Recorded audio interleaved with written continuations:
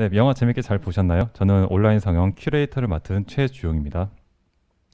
오늘은 별별 시네마 14번째 작품으로 영화 아기도를 함께 보셨습니다.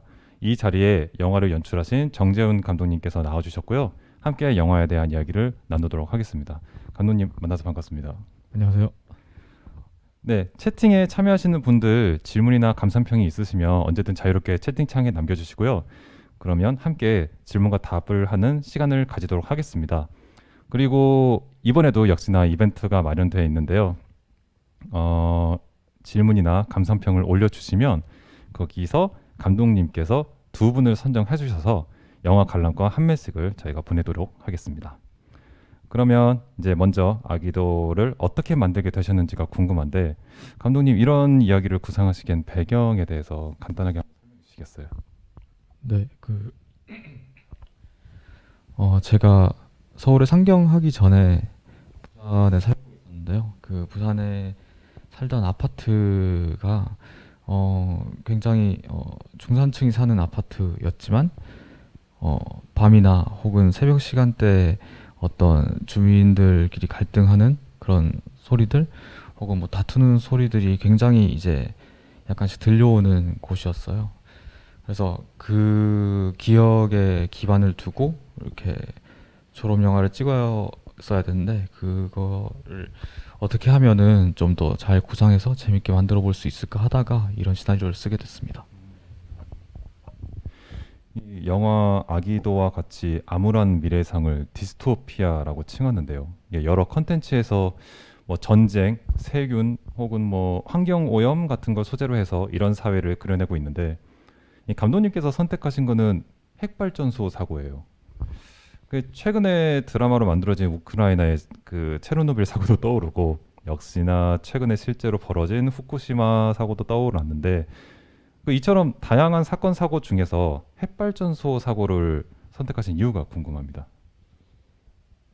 일단은 어, 이 영화를 구상할 때 정말 많은 사람들 간에 공통적으로 이제 어, 일어났을 때 영향을 끼칠 수 있는 사건이 무엇인가 고민을 굉장히 많이 했었거든요.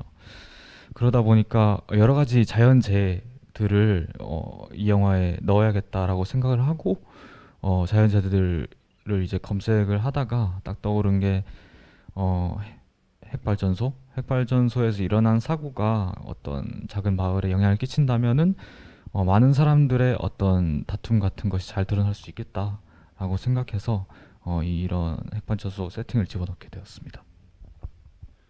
이게 조금 더 좀 디테일한 설정을 좀 알고 싶어요. 이게 영화에서는 굳이 다 설명을 하진 않았지만 이게 발전소 사고가 있었고 그 이후로 드문드문 땅이 흔들리고 온도가 오르는 상황이 반복해서 일어나는데 이게 어떤 걸 참고하신 게 있는 건지 아니면 어떤 영화상의 설정인 건지가 좀 궁금하거든요. 사실 설정 자체는 뭔가 핵 발전소에서 사고가 일어났을 때 일어난 현상들에 대한 고증을 철저히 거친 것은 아니고요. 대신에 제가 이제 유년 시절 때 좀 했던 게임 중에 콜 오브 프리피아트라는 게임이 있어요. 아시는 것 같은데, 네, 그 게임에 보면 이제 핵 폭발 그러니까 핵 발전소 사고가 일어난 이후에 프리피아트에서 일어나는 여러 가지 공명 현상들이나 그런 것들이 많이 있거든요. 예를 들어서 어, 열폭풍이 일어나면서 하늘이 빨간색으로 변한다든지 아니면 집안이 흔들린다든지 그런 현상들이 굉장히 많이 있었는데 그런 현상들을 집어넣는다면 이 암울한 세팅에 도움이 될 거라고 생각해서 그렇게 해서 이 세팅을 만들게 되었습니다. 이게 지금 주인공들이 일종의 어떤 개토같이 갇혀 있는 상황인 거죠. 이거 국가에서 이렇게. 네. 그러면은 지금 이 원전 사고가 어떤 식으로 발생한 건지 이 가족들은 사실 그 어떤 내막을 자세히 알고 있을까요? 어, 애초에 구상을 했었을 때, 지금 가족 중에서 사실 아버지가 부재한 상황이잖아요. 제가 세팅을, 전사를, 썼던 바로는 아버지께서 핵 발전소에 근무를 하시다가, 사고가 일어났고, 그 사고에 대해서 이제 가족들은 이제 드문드문 알고 있었던 정도인데 그러다 사고가 일어나고 아버지는 거기서 그 사고를 막다가 돌아가셨다. 이런 세팅으로 접근을 했었고 그게 사실 영화에서 완전히 드러나진 않지만 그런 식으로 접근을 했었던 것 같습니다. 네.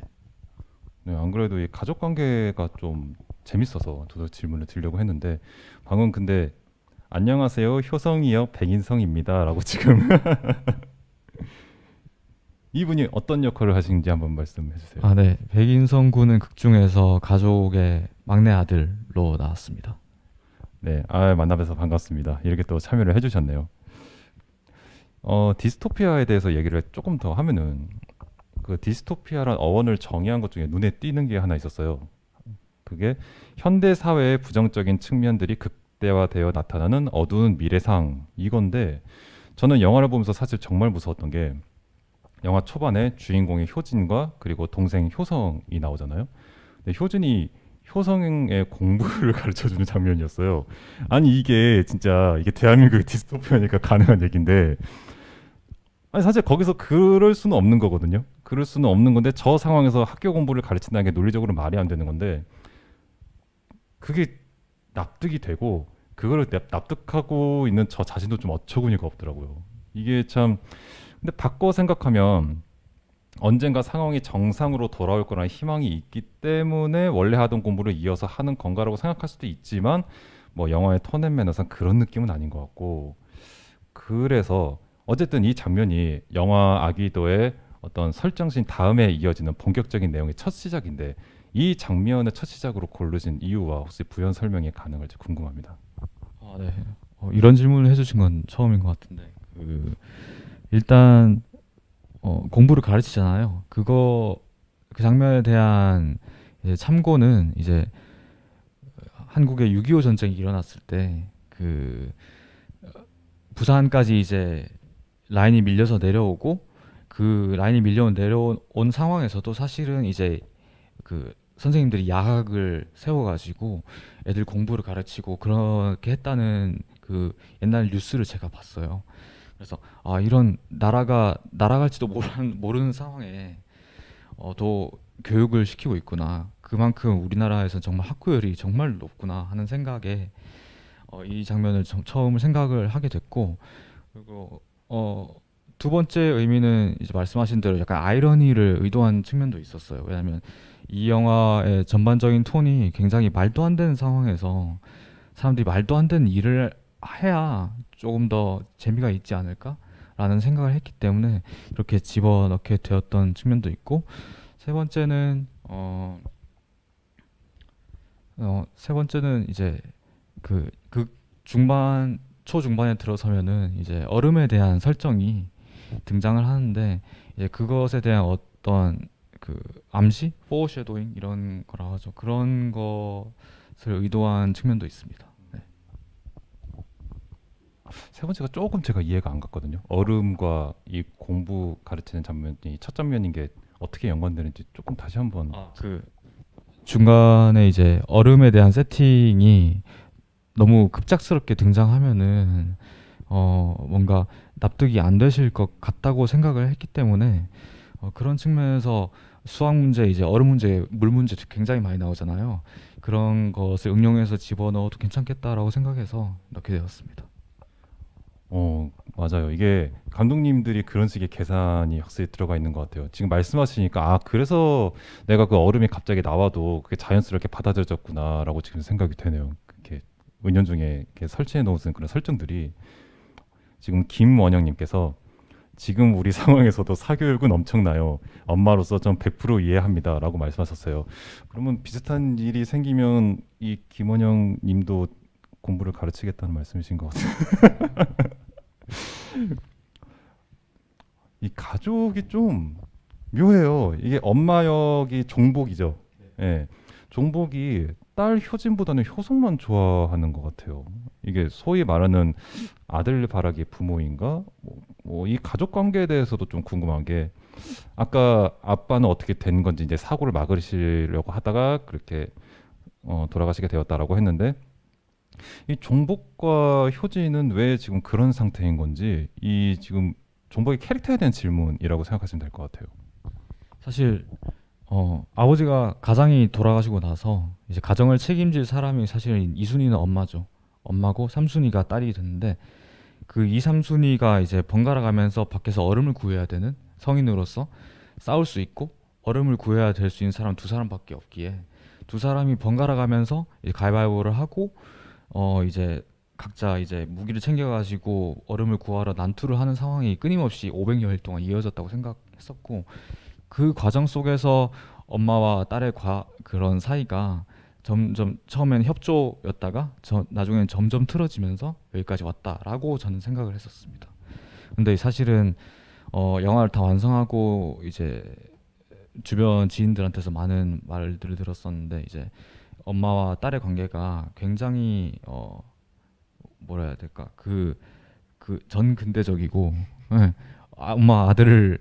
엄마가 아들만 아끼는 모습이 굉장히 전근대적이고 그래서 이 모습이 납득이 사실 잘 가지 않는다라고 말씀을 많이 해주시더라고요. 그래서 그 측면에서는 제가 어찌 보면은 좀 공력이 부족해서 설득을 좀 못 드린 게 아닌가라는 생각도 듭니다. 지금 감독님이 말씀하시니까 이해는 되긴 했어요. 근데 아마도 그렇게 오해가 생길 수 있는 게 그런 것 같아요. 만약에 종복과 효진이 그런 이유 때문에 사이가 그렇게 된 것이라면 일종의 뭐 생명이 위협받는 그런 상황까지 온 거잖아요. 언제 죽을지도 모르는. 그러면 사람이 날카로워질 수도 있고 이제 뭐 생존이 중심이 되니까. 그런데 그럼에 불구하고 이제 아들 효성에게는 그래도 지극하다 보니까 거기서 약간 좀 헷갈리게 되는 그런 케이스가 된 것 같아요. 음, 오, 어? 영재농업님께서 영화 너무 잘 봤습니다. 엔딩의 가위바위보의 의미가 궁금합니다. 이건 제가 나중에 질문을 드리려고 했는데 질문 나온 김에 한번 여쭤볼게요. 아, 네. 엔딩 가위바위보.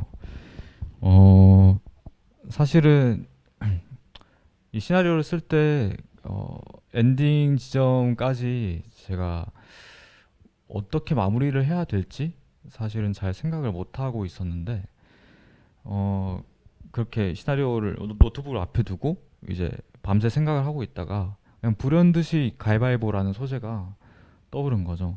그래서 그 가위바위보를 처음과 끝부분에 이제 집어넣고 시나리오 쓰게 됐던 건데 그 의미는 사실 가위바위보라는 거는 확률 게임인 동시에 사실 사람들이 그 확률을 계산하진 않잖아요. 계산하진 않고 운의 영역에 좀 더 가까운 게임이라고 저는 생각을 하는데 그런 측면에서 이제 뭔가 엄마와 딸이 이제 운의 그 얼음을 누가 구하러 갈 것인지를 맡겨가지고 서로에 대한 어떤 비난이나 어떤 감정이 상한다거나 그런 것들을 좀 배제시키려고 최소한의 노력을 한 거라고 저는 생각해요. 가위바위보라는 과정이 좀 사실 제가 설명을 좀 복잡해서 해서 이해가 안 되실 수가 있는데 어쨌든 그런 측면으로 저는 생각을 했고 가위바위보 네 아무튼 그렇습니다. 이게 저도 마지막 장면이 되게 인상 깊었거든요. 이 아수라장이 펼쳐지는 가운데 그래도 효성은 아직 때묻지 않는 모습을 보여줬었잖아요. 계속. 근데 먼저 가위바위보를 제안을 하는 그게 되게 웃으면서도 되게 슬픈 이 악몽이 이런 식으로 전수가 되나라는 그런 생각이 들면서 제목에 아기도라는 게 다시 떠오르더라고요. 사실 그 맨 마지막에 아들이 이제 가위바위보를 이제 제안하는 그 까닭은 사실 전 되게 단순하게 봤거든요. 사실 아이가 어른의 행동을 그냥 아무 선하게 판별 없이 따라하듯이 가위바위보를 그냥 어른들이 그냥 이때까지 써온 방법이니까 그냥 자기도 이 게임의 일원이 되어서 제안을 하겠다 이 정도의 의미로 생각을 했었습니다.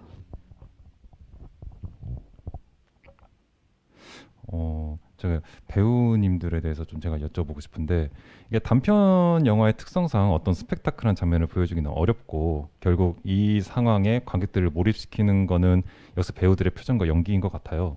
근데 주인공 효진 가족은 물론이고 1501호 아저씨까지 되게 극단으로 간 인간의 심리를 너무 잘 표현해 주셔가지고 제가 영화에 몰입할 수 있었던 것 같습니다.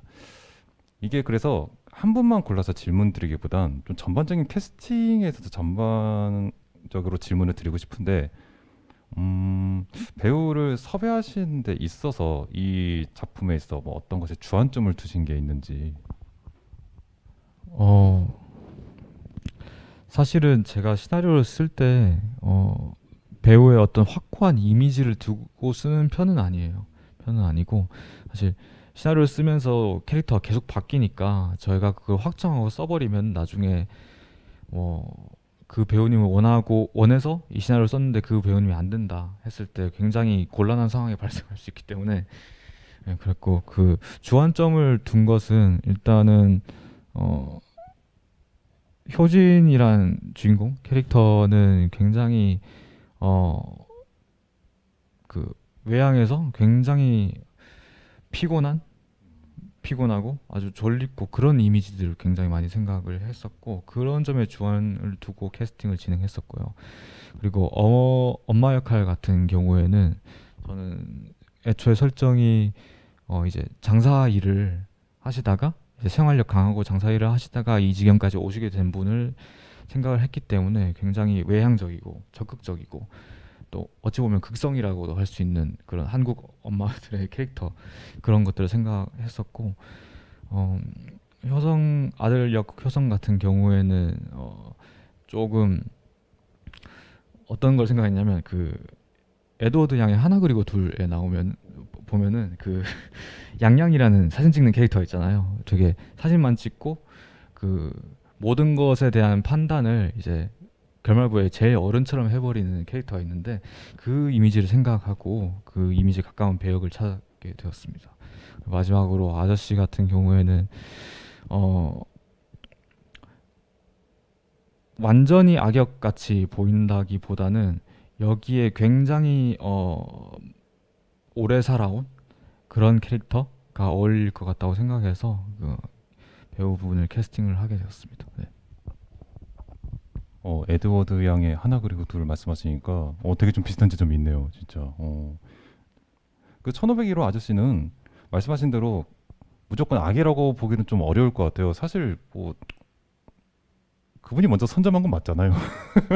근데 갑자기 뒤늦게 와가지고는 아무리 자기네들이 쪽수가 많아도 그렇지 가장 그 얼음을 가장 더 큰 거를 가져가겠다고 하는 것도 좀 그렇고. 그죠. 어찌 보면은 가족 그 아저씨 입장에서는 가족들이 완전 도둑이죠. 지금 제재님께서도 영화에 몰입해서 볼 수 있어서 좋았다고 말씀하셨어요. 질문을 또 해주셨는데 가족의 생존이 달린 게 녹아서 사라지는 얼음이란 소재로 표현하신 이유가 있을까요? 라고 질문을 해주셨습니다.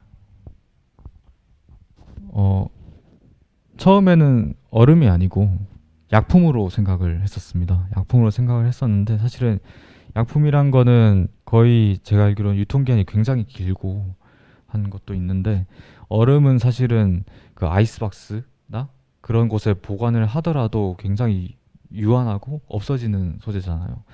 그래서 굉장히 시간이 나중에 지나면은 나중에 물이 돼버리고 물이 되면은 효용 가치가 없어지고 그런 점에서 좀 시간이 지나면 아무것도 아닌 것을 위해서 싸우는 사람들의 모습을 표현해보고 싶어서 얼음이라는 그런 물건을 책하게 되었던 것 같습니다.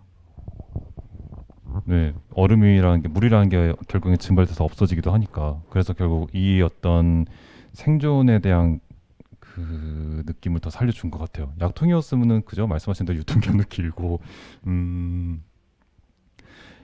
이 효진과 1501호 아저씨의 결투 장면이요. 이 액션 장면 연출이 저는 참 어렵던데 정말 잘 연출하신 것 같아요. 혹시 대역 쓰셨나요? 아니면 이게 배우분들이 모두 직접 하신 건가요? 배우분들이 모두 다 직접 하셨고요. 사실 저도 액션 영화를 처음 찍어보는 거라서 굉장히 고민이 많고 동선을 어떻게 해야 될지 굉장히 고민이 많았었는데 저희가 이제 본 촬영에 들어가기 전에 그 빌라를 한 달 동안 빌릴 여유가 있어가지고 거기서 이제 간단히 이제 소품들을 세팅해 놓고 누가 어떤 동선에서 어떻게 엎어질 것인지를 이렇게 진행을 하고 나서 본 촬영에서 굉장히 많은 도움을 주신 거는 1501호 아저씨를 맡으신 김만기 배우님께서 이제 상업 영화에서 액션 배우를 여러 번 하셨다 보니까 어떻게 타격을 해야 되고 어떻게 맞는 자세를 취해야 될지 현장에서 거의 스턴트 코디네이터처럼 많이 지도를 해주셔가지고 이 자리를 빌어서 굉장히 감사하다는 말씀을 드리고 싶습니다. 그럼 혹시 액션 장면이 있는 걸 감안해서 혹시 캐스팅을 하신 건가요? 어 사실 그거를 감안해서 캐스팅한 건 아니었어요. 왜냐면 이제 극 중에 액션 장면 사실은 등장하는 게 한 길어봤자 1분 30초 정도밖에 되지 않고 사실은 그런 인물 간의 긴장 관계가 우선이기 때문에 그런 점을 먼저 고려하진 않았었고 대신에 이제 어, 나중에 아저씨 배우분을 만나고 보니까 그분이 다행스럽게도 액션 영화를 많이 해보신 분이라서 도움을 받을 수 있었던 거죠. 네. 뭐 현장에 무술 감독이 원래 있으셨던가 그런 건 아니었고. 네, 그건 따로 없었습니다. 그러니까 이게 영화가 잘 만들어지려면 이렇게 천운이 달라요. 이렇게 우연치 않게 이런 경우가 생기고 이게 바닥에 피도 있고 해가지고 되게 미끄러질 수 있는 좀 다소 위험이 있는 장면이라고 보였는데 뭐 현장에서 어려움은 없었나요?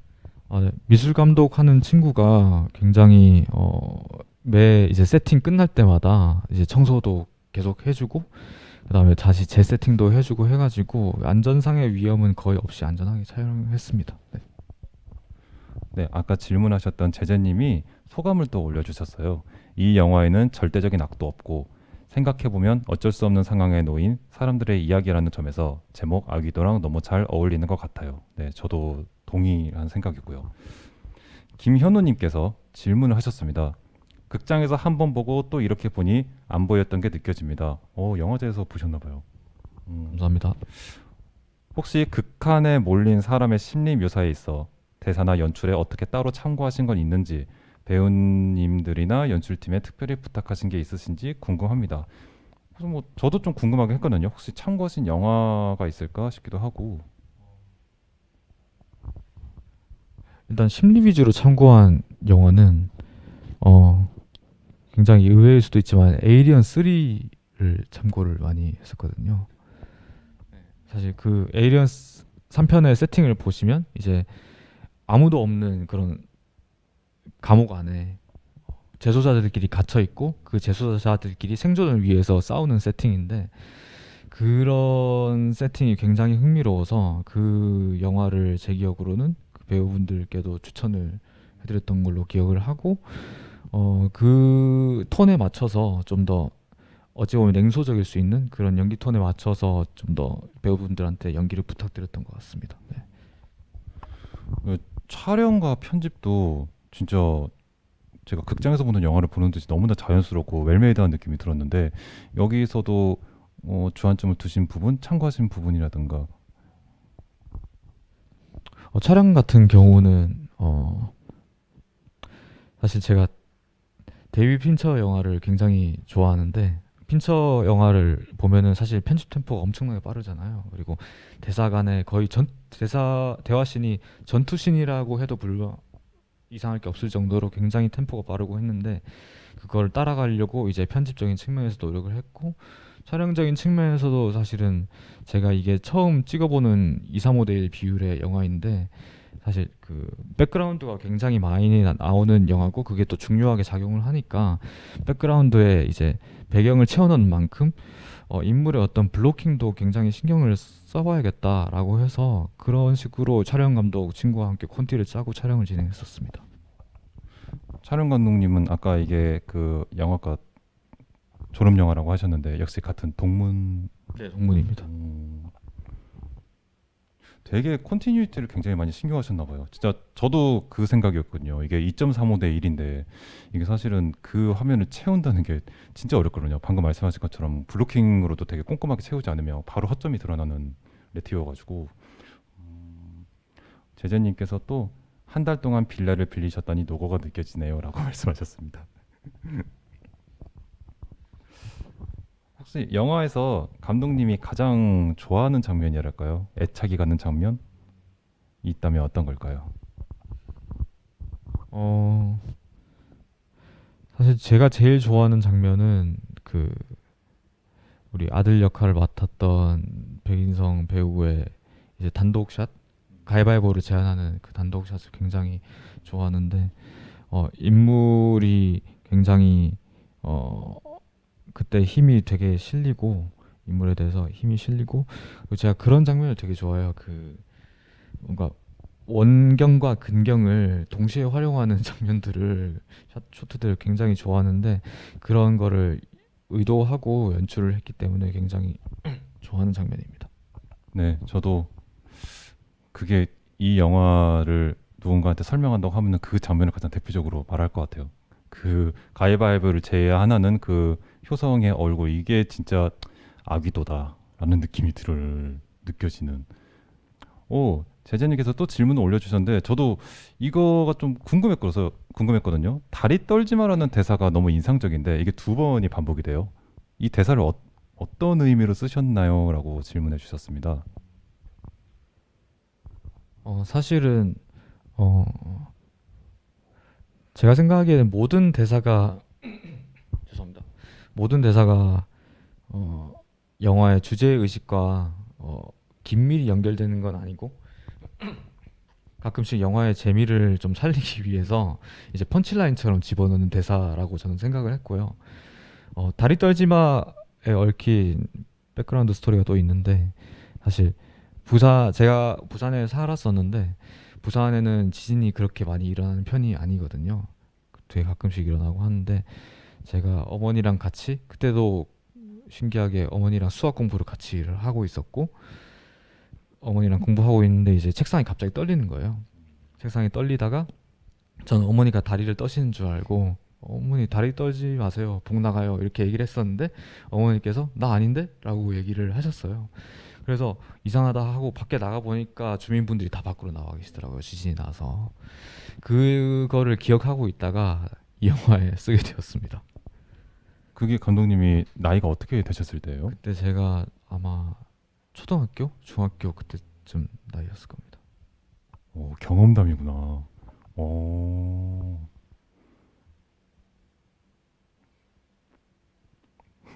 대사가 만들어진 과정이 너무 귀엽다고 말씀하셨어요. 시간이 거의 다 됐는데 이건 질문이라기보다는 뭐 이걸 제가 감독님이 어떻게 대답하실 수가 있는 부분은 아닌 것 같은데 혹시 시청자분들께서도 의견이 있다면 말씀해 주시고요. 이게 유토피아를 다루는 영화는 사실 좀 보기 힘들잖아요. 근데 디스토피아를 다룬 영화가 굉장히 많아요. 우린 왜 디스토피아에 열광하는 걸까? 갑자기 궁금해지더라고요. 혹시 감독님은 그에 대해서 혹시 말씀해 주실 수 있나요? 어, 사실 어, 한국뿐만 아니라 전 세계적인 상황이 뉴스를 보면은 뭔가 부정적인 내용들, 전 세계적인 이슈들, 뭐 테러나 기아, 뭐 이런 요소들이 굉장히 산발적으로 전 세계에서 발생하고 있는 것 같은데 그런 것들을 보면서 그냥 관객분들이 그런 현실을 반영한 영화들을 보시면서 다시 현실을 느끼시는 것 같아요. 좀 철학적인 얘기인데 그런 측면에서 좀 유토피아 영화보다는 디스토피아 영화가 그 우리가 살아가는 삶에 좀 더 밀접하다고 느껴서 좋아하시는 게 아닌가라고 생각합니다. 답변 감사드립니다. 제가 굉장히 답변하기 어려웠을 것 같은데 어떡하지 하고 그냥 던졌는데 네, 김현윤님께서 또 말씀해 주셨습니다. 영화 장면에 다 담지 못한 많은 고민과 노고가 있으셨네요. 흐름상 삭제한 장면도 있으셨던 것 같습니다.